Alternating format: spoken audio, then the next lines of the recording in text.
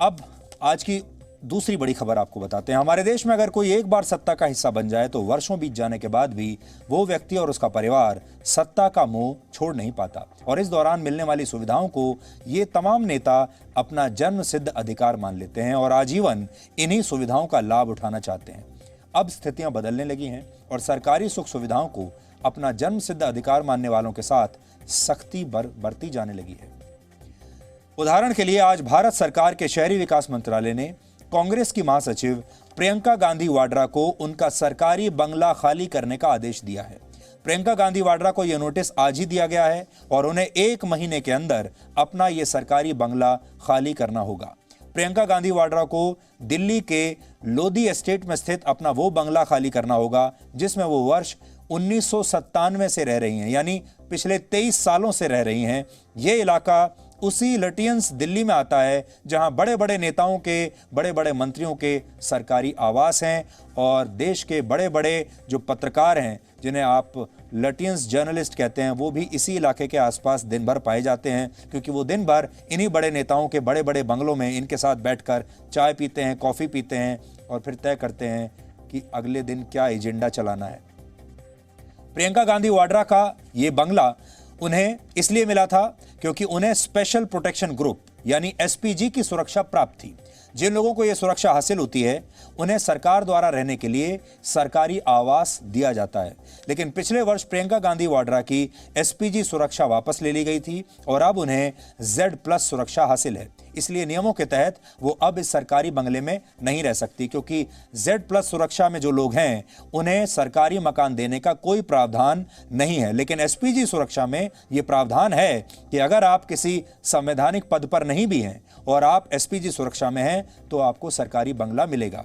प्रियंका गांधी वाड्रा ना तो किसी संवैधानिक पद पर कभी भी रही हैं और ना ही वो सांसद हैं, ना ही भारत सरकार में कोई और पद उनका है और किसी भी तरह का कोई संवैधानिक पद तो है ही नहीं। तो फिर 23 साल तक वो किस हैसियत से एक इतने बड़े सरकारी बंगले में रहती रहीं, ये एक बड़ा सवाल है। सरकारी रिकॉर्ड्स के मुताबिक प्रियंका गांधी वाड्रा पर 3,46,677 रुपए का बकाया भी था और अभी हमें यह पता चला है कि इस रकम का भुगतान उन्होंने आज शाम को कर दिया है, यानी अब उनके नाम पर कोई बकाया पैसा नहीं है। इस आदेश की एक कॉपी इस समय मेरे हाथ में है जिसमें क्या लिखा है मैं आपको पढ़कर सुना देता हूं। इसमें ये जो चिट्ठी आई है इसमें लिखा है कि it is therefore advised to vacate the house on or before 1/8/2020, यानी सिर्फ 1 महीने का समय उन्हें दिया गया है। 1 महीने के अंदर उन्हें ये मकान खाली कर देना है। और इसमें उन्होंने ये भी लिखा है कि अब क्योंकि आपकी एसपीजी प्रोटेक्शन हट गई है और अब आप Z+ सिक्योरिटी कवर में हैं, इसलिए आपको किसी भी सरकारी मकान रखने का कोई प्रावधान नहीं है। इस ग्राउंड पर आपको सरकारी मकान नहीं मिल सकता और आपके पास जो मकान है यानी 35 नंबर लोधी एस्टेट जो टाइप 6B माना जाता है, वो अब उसका अलॉटमेंट कैंसिल किया जा रहा है और अब आपको ये 1 महीने के अंदर खाली करना होगा। ये नोटिस 1 जुलाई 2020 को प्रियंका गांधी वाड्रा को गया है उनके सरकारी निवास पर। वर्ष 2000 में पूर्व प्रधानमंत्री अटल बिहारी वाजपेयी की सरकार में यह फैसला हुआ था कि ये सरकारी बंगले सिर्फ उन्हीं लोगों को दिए जाएंगे जिन्हें एसपीजी सुरक्षा हासिल होगी। इसके अलावा किसी प्राइवेट पर्सन को ऐसे सरकारी आवास नहीं मिलेंगे। अब प्रियंका गांधी वाड्रा को यह खुद सोचना चाहिए था कि जब पिछले साल नवंबर में उनकी एसपीजी सुरक्षा वापस ले ली गई तब उन्होंने करीब 7 महीनों में अपने आप स्वयं ये बंगला क्यों नहीं खाली किया। अगर वो ऐसा करती तो देश की जनता की नजरों में उनका सम्मान बहुत बढ़ जाता, लेकिन उन्होंने ऐसा किया नहीं और वो ये भी नहीं कह सकती कि उन्हें नियमों के बारे में जानकारी नहीं है।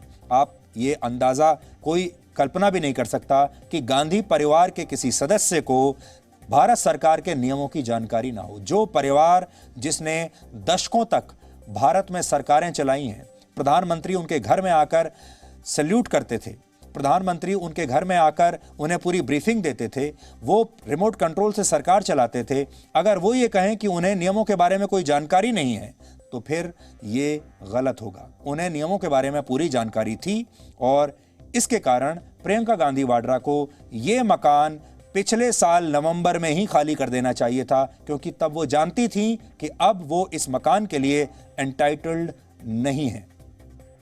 कुछ नेता नैतिकता का पालन करते हैं और सरकारी सुख सुविधाओं को अपना पद छोड़ते ही अगले दिन, अगले घंटे से छोड़ देते हैं। उदाहरण के लिए भारत की पूर्व विदेश मंत्री सुषमा स्वराज ने अपना सरकारी बंगला इसलिए छोड़ दिया था क्योंकि उन्होंने 2019 का लोकसभा चुनाव नहीं लड़ा था और खराब स्वास्थ्य की वजह से वो दोबारा मंत्री भी नहीं बनना चाहती थी। इसलिए उन्होंने अपना सरकारी आवास खाली करने में एक दिन भी नहीं लगाया था। इससे कुछ दिन पहले आपको याद होगा, पूर्व वित्त मंत्री अरुण जेटली ने भी अपना सरकारी आवास तुरंत छोड़ दिया था। सुषमा स्वराज की तरह अरुण जेटली का स्वास्थ्य भी ठीक नहीं था और वो केंद्र में किसी जिम्मेदारी को उठाने की स्थिति में नहीं थे। और जैसे ही ये स्पष्ट हुआ कि अब वो कोई और जिम्मेदारी नहीं निभाएंगे, उन्होंने तुरंत अपना सरकारी मकान खाली कर दिया। और आप सोचिए, ये दोनों नेता ऐसे थे जो उस वक्त बहुत बीमार थे। अगर ये नेता दोनों चाहते तो ये कह सकते थे कि हेल्थ ग्राउंड्स पर, क्योंकि उनके स्वास्थ्य ठीक नहीं है, वो इसी मकान में कुछ और महीने रहना चाहेंगे और शायद उन्हें यह अनुमति मिल भी जाती, क्योंकि दोनों की ही तबीयत बहुत खराब थी।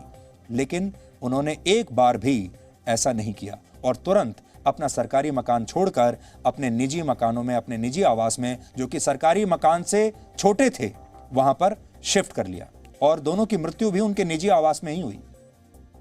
यानी अगर नेता चाहें तो सरकार द्वारा दी गई सुविधाओं को अपना जन्मसिद्ध अधिकार मानने के बजाय सिर्फ जनता की सेवा का जरिया भी मान सकते हैं और समय आने पर इन सुविधाओं को तुरंत खुद ही बिना मोह माया के छोड़ भी सकते हैं। लेकिन ये मोह माया ऐसी चीज है जिससे नेता दूर जा नहीं पाते।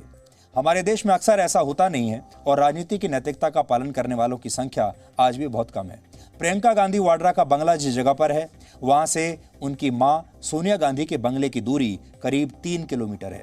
तो हम आपको आज ये बताना चाहते हैं कि ये जो पूरे परिवार के 3 सदस्य, प्रियंका गांधी वाड्रा, उनके भाई राहुल गांधी और उनकी मां सोनिया गांधी, आसपास एक ही इलाके में रहते हैं और 3 बड़े सरकारी बंगले इन्होंने ले रखे हैं, 3 लोगों ने।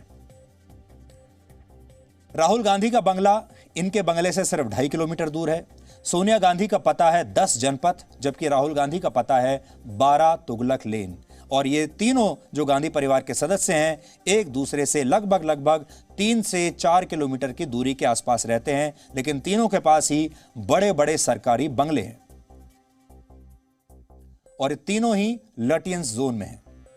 अब आप सोचिए, दिल्ली के सबसे महंगे और सुरक्षित इलाकों में एक ही परिवार के 3 सदस्य अलग अलग बंगलों में सिर्फ इतने इसलिए रह रहे हैं, वर्षों से रह रहे हैं, क्योंकि उनका परिवार किसी जमाने में सत्ता में था और वो कांग्रेस पार्टी के अध्यक्ष हैं। दिल्ली के सबसे महंगे और सुरक्षित इलाकों में गांधी परिवार के 3 सदस्य, सोनिया गांधी, राहुल गांधी और प्रियंका गांधी वाड्रा, जिन बंगलों में वर्षों से रह रहे हैं, उन बंगलों का आकार भी हम आपको आज बताना चाहते हैं। सूचना के अधिकार के तहत मिली एक जानकारी के मुताबिक सोनिया गांधी के बंगले 10 जनपद का क्षेत्रफल 15,181 वर्ग मीटर है। फिर से सुन लीजिए, आपने तो शायद इतना बड़ा मकान कभी देखा भी नहीं होगा, रहने की बात तो छोड़ दीजिए। उनके मकान का क्षेत्रफल है 15,181 वर्ग मीटर, फीट नहीं, 15,000 मीटर।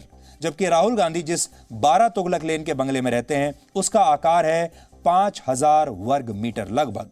प्रियंका गांधी वाड्रा के बंगले यानी 35 लोधी एस्टेट का आकार लगभग 2,765 वर्ग मीटर है, 2,765 मीटर।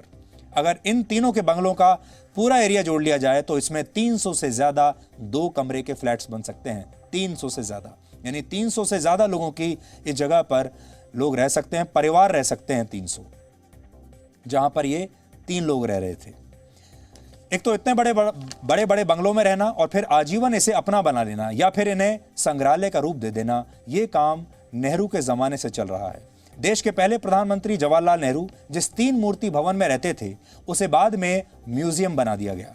पंडित नेहरू ने अपने जीवन के अंतिम 16 वर्ष यहीं पर बिताए थे, जिसे 3 मूर्ति भवन कहते हैं। वो पहले यहां रहते थे और उनके जाने के बाद इसे संग्रहालय बना दिया गया। विशाल भवन है ये। इसी तरह से एक सफदरजंग रोड, जहां पूर्व प्रधानमंत्री इंदिरा गांधी रहा करती थी, उसे भी उनकी मृत्यु के बाद संग्रहालय बना दिया गया। यहीं पर 1984 में इंदिरा गांधी की हत्या हुई थी, इसी मकान में। इसे म्यूजियम बना दिया गया है। इसके बाद पूर्व प्रधानमंत्री राजीव गांधी 10 जनपथ के बंगले में शिफ्ट हुए और ऐसा कहा जाता है कि राजीव गांधी ने यह बंगला इसलिए लिया था जिससे वो आसानी से कांग्रेस के मुख्यालय में आ जा सके, क्योंकि कांग्रेस का जो मुख्यालय है वो 10 जनपद के बंगले के बगल में है। यानी एक तरह से इस बंगले पर गांधी परिवार का कब्जा हो गया और गांधी परिवार ने यह सोचा कि जहां उनका अकबर रोड पर जो कांग्रेस पार्टी का दफ्तर है उसके ठीक बगल वाले घर को, उसके बगल वाले बंगले को जो 10 जनपद है उसे राजीव गांधी ने ले लिया, क्योंकि उन्हें दफ्तर आने जाने में आसानी होती थी। वो ठीक पैदल अपने घर से पैदल जाकर ही अपने दफ्तर जा सकते थे कांग्रेस पार्टी के मुख्यालय में। और आज भी सोनिया गांधी उसी जगह पर रहती हैं। राहुल गांधी भी जीवन भर सरकारी बंगलों में रहे हैं। राहुल गांधी पहले 10 जनपद में सोनिया गांधी के साथ रहते थे, फिर बाद में वो सांसद बनने के बाद 12 तुगलक लेन के बंगले में चले गए और तब से वो इसी बंगले में रह रहे हैं। तो आज आपको जो बात बताई हमने उसका मंशा ये थी कि एक ही परिवार ने कितने सारे बंगले इस दिल्ली में लिए।